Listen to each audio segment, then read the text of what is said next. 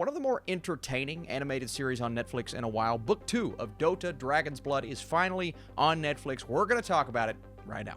What is up, Netflix fans? Welcome back to my channel. This is one of those series that I knew nothing about going in, even though there is established lore. So I was looking forward to seeing where Book 2 was going to take us. I need your thoughts and comments down below. How did you feel about this season of television, and are you excited for the next batch of episodes? I am. So going into Book 2, Episode 1, the Invoker strikes a deal with the demon, Davion makes a discovery with deadly implications, and Mirana and Luna marshal the troops. I love getting to spend time with the Invoker and kind of his chess pieces, how everything's slowly coming together, and the culmination of a lot of events from Book 1. We start out right in the midst of the action in Episode 1, continuing on the track of stunning animation, a great, somewhat inconsistent score, not talking about the quality, just different types of music coming into play, but it still works at the end of the day, and then a plethora of characters that are fascinating, interesting. You're getting a lot of growth in this season, but the one thing I want to hit on in this spoiler-free review is the fact that no character is safe. And I know there are a lot of fans coming over from the lore of the game here, and there's a lot of attachment to these characters. Now, again, myself, I was a newcomer in Book 1. I was getting slowly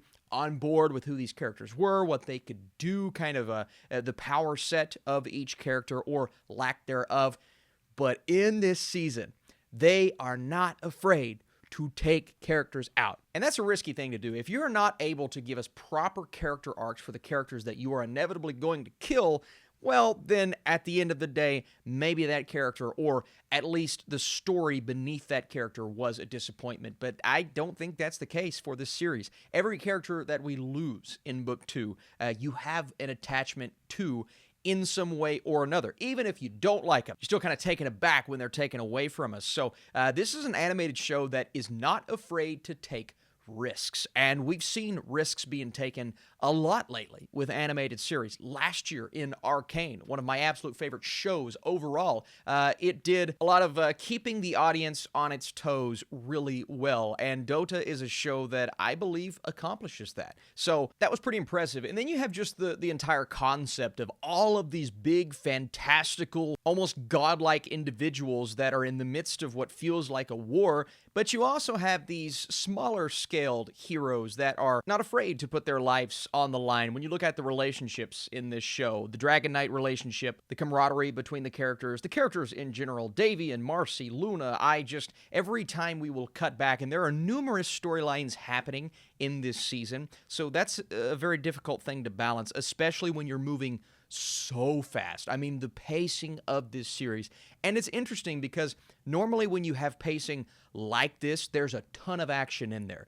But this is actually the opposite case. There are action scenes, but it's fewer and further in between than Book 1. Book 1, we had consistent action. In Book 2, it's more building up the characters and understanding, here's what's happening over here, here's what's happening over there. You have numerous different characters that you have to cut back and forth in between, and that's all fine and well, but I feel like the major complaint is going to be, well, there just wasn't as much action. So the action that they deliver has to be fantastic.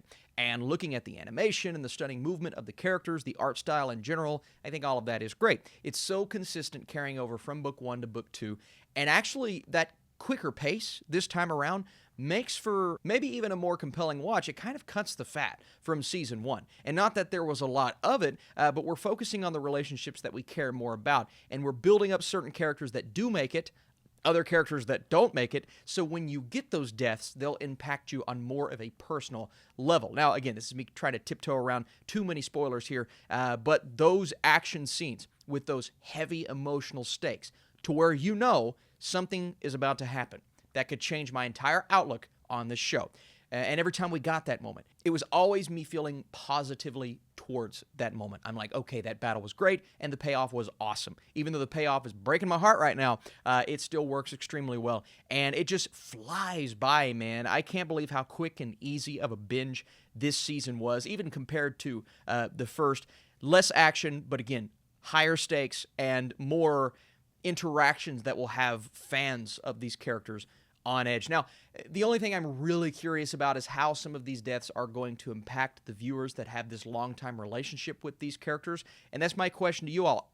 Are you okay with something like that, or is it something that's going to take you out of it? Davion's just such a great character. In the finale of this book, he literally puts it all out there, and you see that character arc kind of come full circle, and not to give anything away, but I just love the way that this book ended. I really did. So even with some inconsistencies about this season, when it comes to how quick everything moves and less action, I didn't mind it. It didn't bother me whatsoever, and I genuinely had such an entertaining watch, and this show is so underrated. If anything comes from this review, it's just spread the word. Spread the word about this show. I'm not hearing what I need to hear about it, and I was even unaware that it was coming out this week, and that is a shame, because I keep up with this stuff. Before I give you guys my score, I want to say thank you so much for watching this video. If you like these Netflix reviews and you want to support this channel, be sure to drop your thumbs up down below and come back. We have plenty more this weekend. Book 2 moves quicker than the first, but the characters are far more fleshed out, and the series is not afraid to make an irrational decision. This is a really entertaining series. I'm going an 82% for Book 2. Had a great time watching. It's an animated show I'm going to be recommending to friends. And Book 3 should be coming soon, because as far as I know, it's already almost done. They're working on it, so spread the word. Let's get this show popular. You guys the best. I'll see you soon.